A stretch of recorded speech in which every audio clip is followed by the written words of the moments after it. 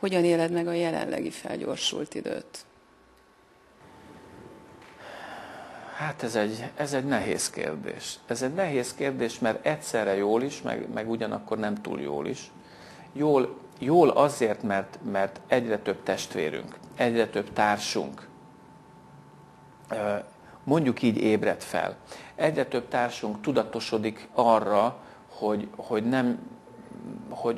én nem csak egy molekula halmaz vagyok, amely véletlenül megfogant, megszületett, és majd valamikor véletlenül véget ér az élete, és volt-nincs, és az egész élet két semmi között egy villanás, hanem ráébred arra, hogy maga az élet az végtelen. Tehát egyre többen vagyunk, akik ezt már tudjuk, és elindulunk ezen az úton. Másrésztről viszont látjuk azt is, hogy, hát és engedd meg, hogy ezt ilyen leegyszerűsítve mondjam, hogy a negatívnak értékelhető, a negatívnak ítélhető, bár tudom, hogy ne ítélj, hogy ne ítéltes, de a negatív energiák is rendkívüli módon felerősödnek. Hát ugye gondolj csak bele abba, hogy, és itt most még csak nem is a politikusokról beszélek, bár róluk is lehetne bőségesen, hogy a világ tendenciát figyelembe véve, hanem gondoljunk csak bele abba, hogy ma már eljutottunk oda, hogy sem a gyógyszeripar, sem pedig a műszaki tudomány területén nincs olyan új termék, nincs olyan új kütyű, eszköz, ami súlyosan ne károsítaná magát az embert. Hát ugye gondoljunk csak bele abba, hogy a mobiltelefon, amit a fülünkhöz helyezünk, annak a sugárzása pont azt a hipotalamuszt károsítja leginkább, amely a kreativitásért felelős. Akkor elmész az orvoshoz, aki felír mondjuk valamilyen problémára egy gyógyszert, akkor ugye mellékhatások tekintetében nem árt, hogyha konzultál szakemberrel, mert ugyan egy problémát lehet, hogy kiiktat ideig, óráig, de cserébe 3 másikat ad.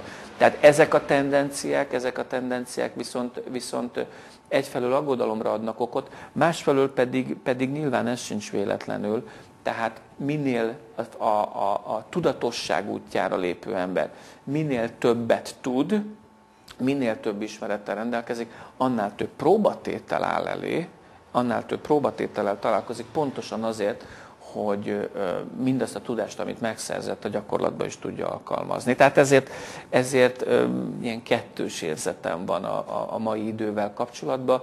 Összességében mégis én azt mondom, amit szoktam is mondani a tanítványaimnak, hogy hát nézzétek, hát az aranykorban nem kunst megvilágosodni. Hát ott az volt a ciki, hogyha valaki leél egy életet, és meg sem világosodik.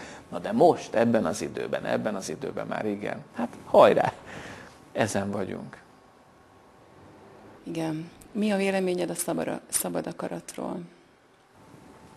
Hát itt lehet moralizálgatni, hogyha szabadság van, akkor kell-e akarat és szabadság, ez a kettő hogyan. Nézd,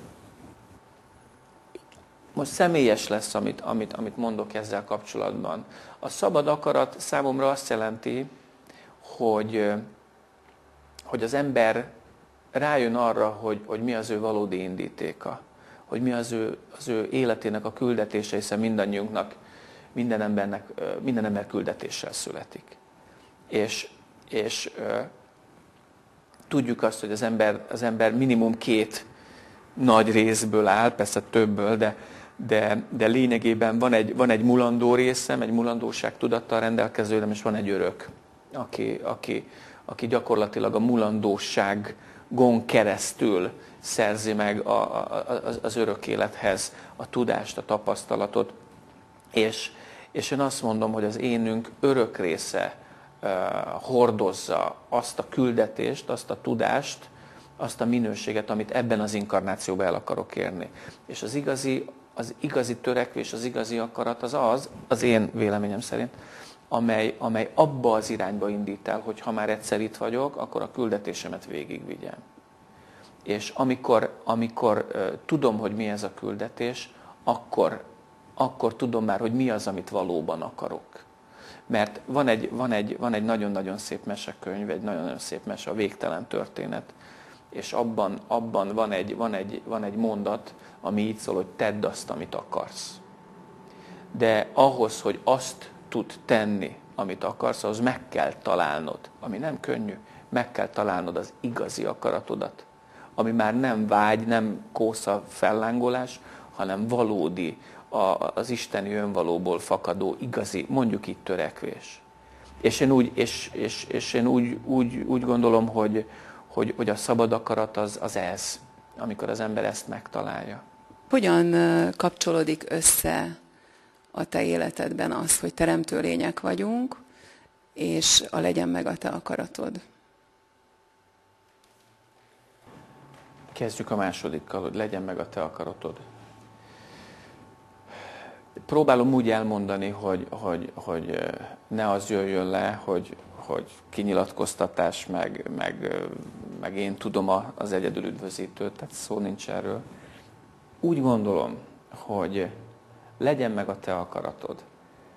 Tudod, én azt veszem észre, hogy nagyon sokszor van az, hogy a spirituális ember zsákutcába kerül, és hirtelen tehetetlen lesz, és nem tudja a megoldást, és akkor mi a megoldás? Az ég felé fordul, és azt mondja, hogy legyen meg a te akaratod.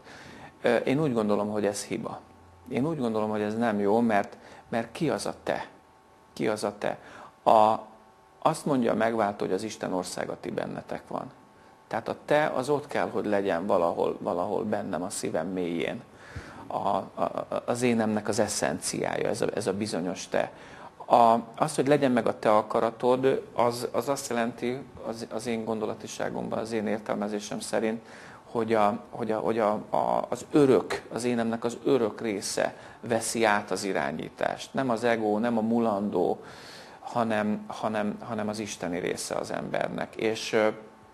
És ebben az értelemben pedig tényleg arról van szó, hogy az az isteni küldetés, hogy az Isten ide küldte a gyermekeit a téridőbe, ide a földre, ez volt az ő akarata, de az ő az nem a te, az ő.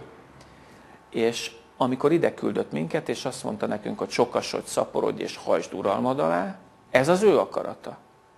Tehát innentől fogva az, hogy legyen meg a te akaratod, ez azt jelenti, hogy ő valahol a részemmé vált, tehát bennem van ő is, hiszen a saját képére és hasonlatosságára teremtett mindannyiunkat, tehát itt kell, hogy legyen valahol belül, és ez az a bizonyos belső hang az, ami a te akaratod. Az, hogy teremtő, hát gondolj csak bele abba, hogy ugye megteremtette a teremtő a világot, és a teremtés 6. napján az embert, minket embereket, ugye a Biblia szerint a saját képére és hasonlatosságára, tehát ugyanazokkal a teremtő energiákkal rendelkezünk mi is, mint ő.